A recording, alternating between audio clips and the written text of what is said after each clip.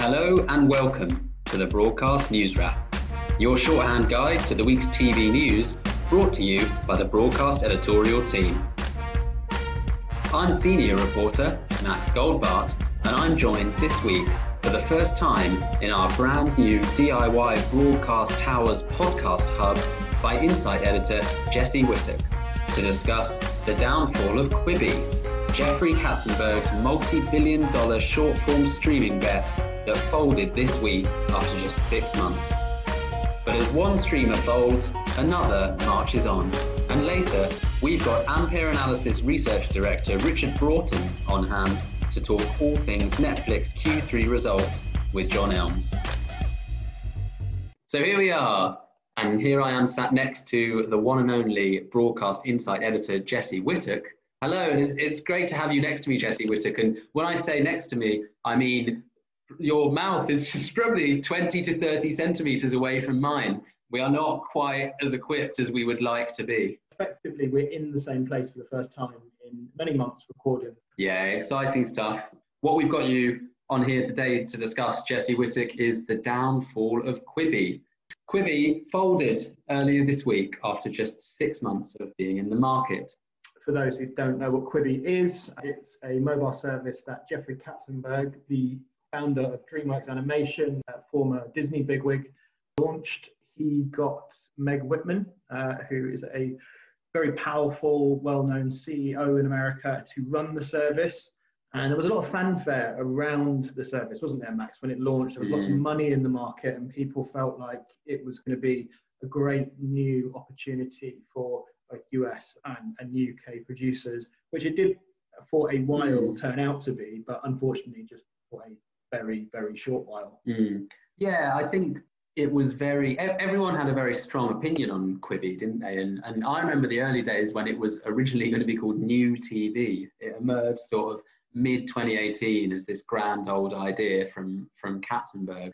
And everyone had an opinion. Most of these opinions were negative. I think there was a real emperor's new clothes feel to it. But the money was clearly there and the investment was there and the shows started being commissioned. So you sort of had to pay attention. And some of the larger indies in the UK were picking up commissions. So it wasn't really enough to totally ridicule the idea. It also had a kind of quirky and forward-thinking approach to rights and back-end sales, which I think was quite appreciated. So I always held a bit of a candle aloft.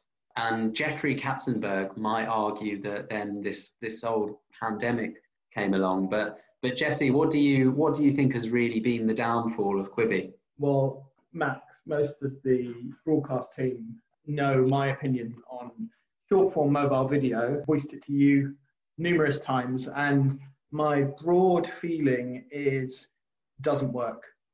It just broadly doesn't work. And I think there are a couple of reasons for that.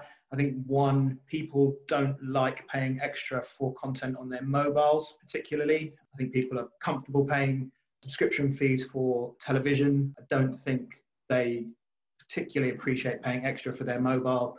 More than that, I think there is a sense that short-form mobile video just doesn't quite work as a premium product.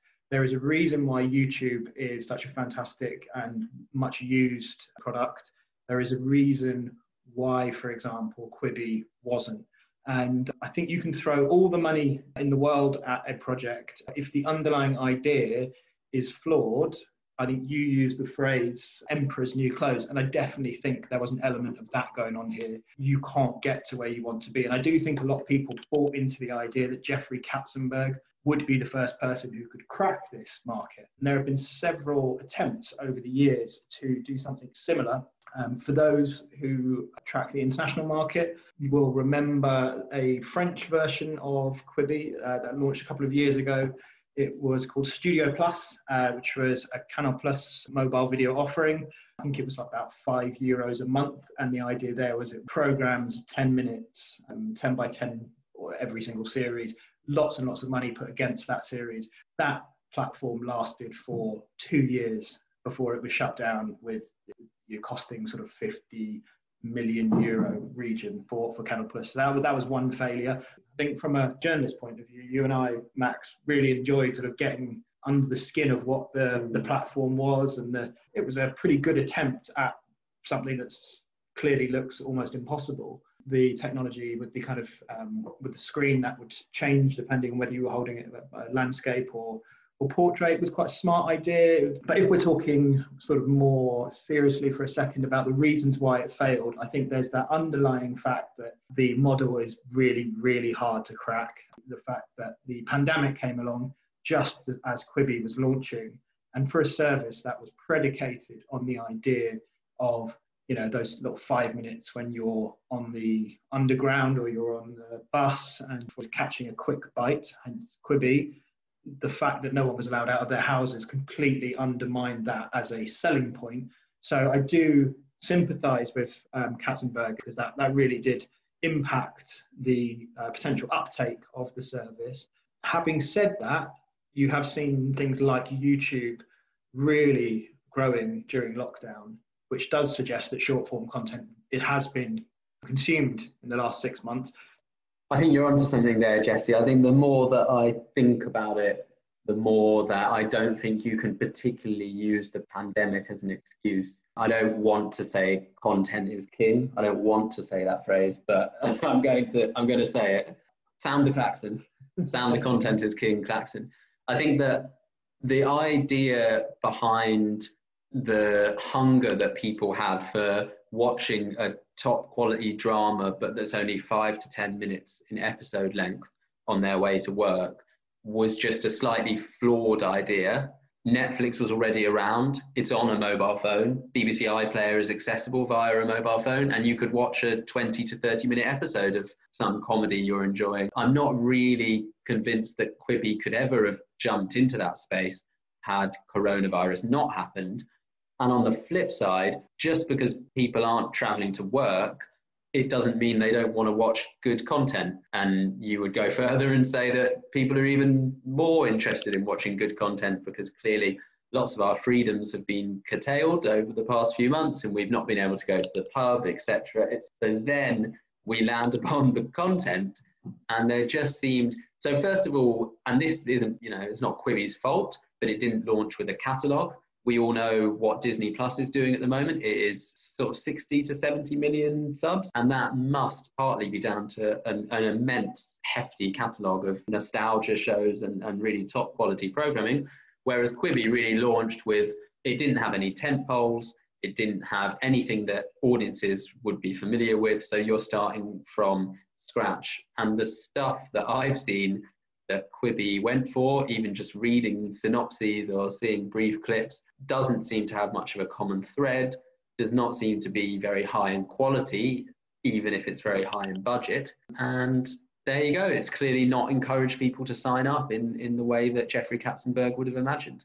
I think you're absolutely right in terms of the lineup. I think there were 50 shows at launch, and whilst they had folks like Chris Hemsworth, Christopher Waltz attached to some of their shows, just having names attached to what are very short pieces of content doesn't sell your platform. And that was a problem. I signed up for Quibi and they did a 3-month free trial, which, to be honest, that was a real warning sign. And I know some of our colleagues at Broadacst immediately pointed to the service being in trouble, because that is, a 3-month free window is surprising. You could basically watch everything you wanted to within that 3 months, just to lighten the proceedings slightly, because this is all very serious. Some of the content that they had was quite good in a strange sort of, maybe not in the way that Katzenberg was hoping. So they have a show which has sort of got some notoriety online called The Golden Arm, in which about a woman who loses her arm in a lumberjack accident and is given a golden arm, which then immediately begins poisoning her as a golden arm would. And she chooses at that point not to get rid of the golden arm, but instead to die, which she does. And she then comes back as a zombie to haunt her husband. And that is a spoiler, but to be honest, I don't think anyone who hasn't seen that show at this stage probably will see it. There wasn't anything on the platform that really stood out in terms of being brilliant. And I think there are many favourites, but my personal favourite is probably Let's Roll with Tony Greenhand, following the renowned cannabis artist whose smokable creations have attracted an A-list clientele. And I think it's a real shame that we're sat here kind of ever so slightly ridiculing these shows. But the issue for me was the amount that I was coming across made me giggle, but didn't make me in the slightest want to watch them was far too many. So Quibi launched with this quite interesting business model whereby Katzenberg was licensing rights to shows. So he was paying people to make the shows and licensing rights for 7 years. So he could use them as he wished in a sort of Quibi world. But after 2 years, those shows would revert back to the producers, who could then sort of reformat them and sell them on the different platforms. So that was quite interesting. And I mean, we don't know this at this moment in time, but it looks like, Max, those rights in theory will go back to the producers and they should be left with some IP that they can then sell. So there might be, some positives. Yeah, it will be interesting. Just some natural history stuff from the BBC Studios Natural History Unit. There'd be a plethora of takers for another big budget natural history series. So there is some content going out to the market kind of ASAP, and it'll be really interesting to see where that ends up.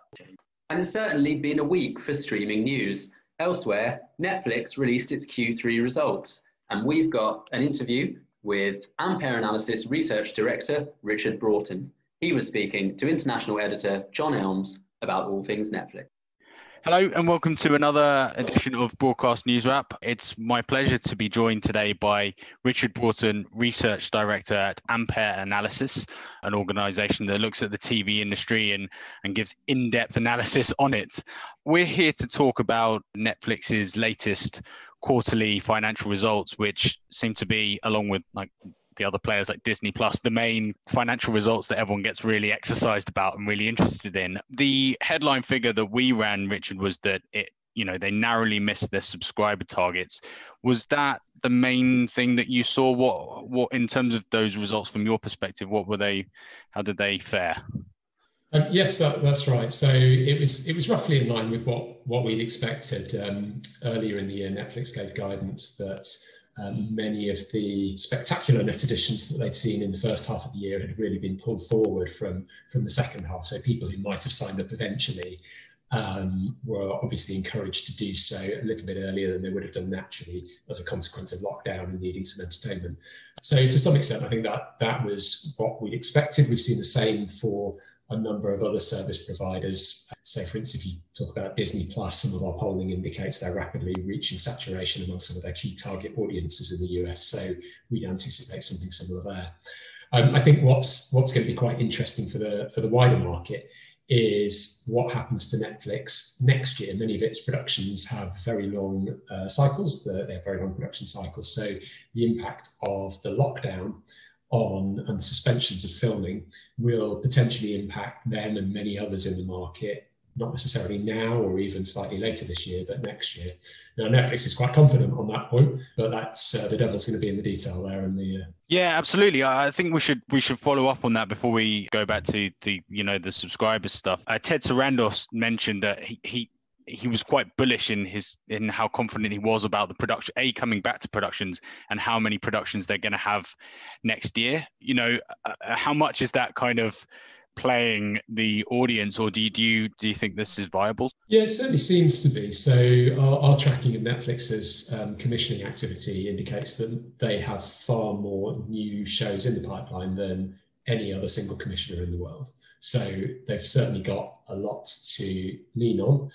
The big question is obviously around the filming and whether they're able to get some of their big tentpole titles and the actors back in front of the camera and therefore get those to market in a timely fashion next year.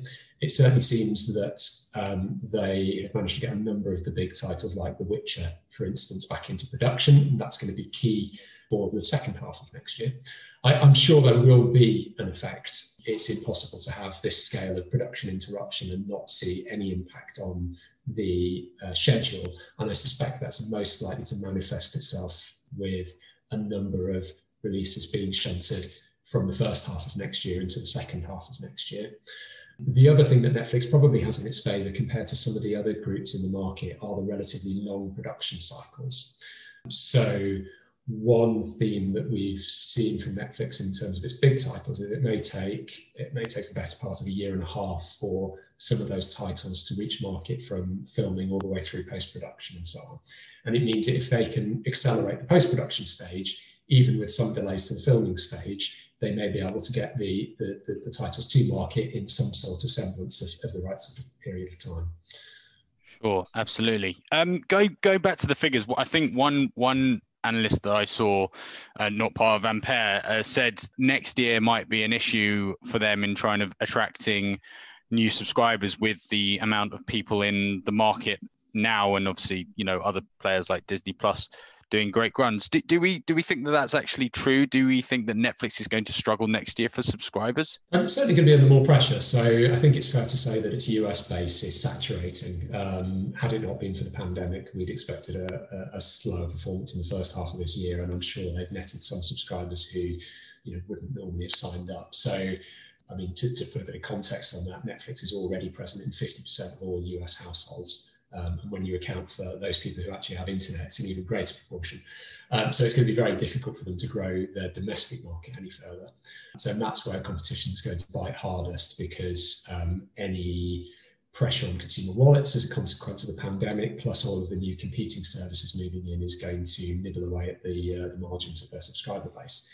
Having said that, they've still got plenty of room internationally, even as some of the Western European markets begin to slow down a little bit and saturate in a similar way to the US. There's a big focus on Asia, for instance. New partnerships with Reliance Jio, addressing the mobile internet user base there, mean that Netflix, I think, is perhaps slightly ahead of its competitors, both in terms of the way it's approaching global markets, and also actually going back to that production activity. Netflix has a very internationalized production slate. Over half of the programs that it has in the works are targeted at international markets, non-US markets. Sure. On the kind of international markets, I think they did well in LATAM, and that coincided with a price hike in the territory, and that was alluded to that price hike didn't damage them in terms of getting views, and actually because it had the price hike, because they did better in terms of revenue, and they're not going to the capital markets. You know, they're not looking for any debt kind of financing next year, which is, you know, I think they've been marked for most years for going to debt financing. What is this, you know, how do you view their financials in terms of how people have been wondering whether Netflix is a bubble and going to burst, or whether it can keep going with the model that they have? How do you view it? Yeah, no, certainly. So it's a really interesting question, because nominally Netflix has been profitable for some time, and the questions have really been about the amount that they're burning on cash up front, and whether the future growth and the long term of the investments that they've been making can be sustained. Our analysis in the past indicates that certainly when it increases its price points, subscribers are remarkably sticky, and that it hasn't necessarily had to do this too much while it's been in growth phase. But the evidence from LATAM that you alluded to just then would indicate that it's not just true in the US, it's true even in markets that are perhaps slightly more price sensitive. And that's very important for Netflix. We did some work the other year that looked at what would happen if Netflix increased its prices globally by $1, $2, $3, etc., and how much that would close the cash hole. And with relatively modest price increases, Netflix can address all of that cash burn. And it certainly seems that they're at the cusp of reaching the point where they're effectively cash flow positive on an ongoing and sustainable basis. So I'd say quite positive for Netflix right now. Sure. One of the questions that was addressed I thought was interesting, and I think they skirted it pretty well. They're well versed in these kind of earnings calls, I know, was about having content that draws people to the platform, the likes of Stranger Things and The Witcher. And I think The Witcher Series 2 was mentioned as in part as a response to this. One of the things that I've always thought is that the tentpole shows that kind of make Netflix sticky, you still can count them on, I feel, two hands. What is your assessment in terms of how much their tentpole programming is attracting new subscribers, and whether, based on what you said about the production iffiness because of the uncertainty around COVID. What will be their kind of hope to to kind of keep that going? Yeah. I think to be honest, most big subscription services are reliant on a handful of tentpole titles. Netflix, you could argue, is actually slightly less reliant than even Disney Plus. You've got 1-2 big tentpole titles there. So I think Netflix has a handful throughout the year which will land ideally in different quarters and ensure that the net new subscribers coming in or returning subscribers are nice and buoyant. I think the challenge is making sure there's sufficient content once you've got those subscribers in to keep them there until the next quarter rolls around and the next big tentpole title lands. And I think that's where the volume comes in. That there's been a lot of criticism of Netflix, I think it's fair to say, for the failure to produce many big tentpole titles. And as you say, they've got a handful. But equally, you do need a lot of basic viewing that people can crunch through and binge through in the evenings or whenever that keep Netflix, keep people coming back to it and make them think twice about before hitting the unsubscribe button. One thing that we always take into account with the subscriber numbers is the fact that they've gained more subscribers this year already than they had in the entirety of 2019. So the fact that they missed them this quarter is mitigated, and they're going to hit 200 million by the end of this year, early next year. I mean, what kind of significance is that in the kind of the global streaming market that to hit 200 million? Is that just another tick box, or is that does that really kind of set a standard for so it's certainly a significant milestone. To put it in context, if you exclude China from the equation where Netflix isn't present, there are about 600 million broadband connections worldwide. Netflix has got a third of those, or will have a third of those signed up. So effectively they've converted 30% or thereabouts of the entire addressable market. And there are very few companies that have managed to reach that sort of scale and that position anywhere in the world, really. If you think of anyone who's got a 30% share of nearly the entire world's addressable market, that's a very impressive achievement. I guess the big question for them is, as with the US, where they've reached practically 50% or a little bit more, can they get that 30% on a global basis up, that remaining 10, 20 percentage points to reach a point where they're reaching half of the world's consumers in any given month? Yeah, so I mean that just those figures, like 50% is quite. What would that entail in a kind of a bald terms figure? What would the ballpark figure? My math is poor. So if they were looking to get to half of the world's broadband connections outside China, so if they were to hit that figure by, let's say, because the broadband base is still expanding worldwide, you'd be looking at somewhere in the region of about 350 million if they managed to achieve the same performance as they've done in the US, maybe even a little bit more. I think that's probably unrealistic, given that a lot of those connections probably won't be addressed when Netflix has never managed to penetrate some of the emerging markets to the same degree, partly because of price sensitivity, partly competition, other issues as well. So, but if they were aiming for a target, that would certainly be an ambitious and aggressive one. Sure, absolutely.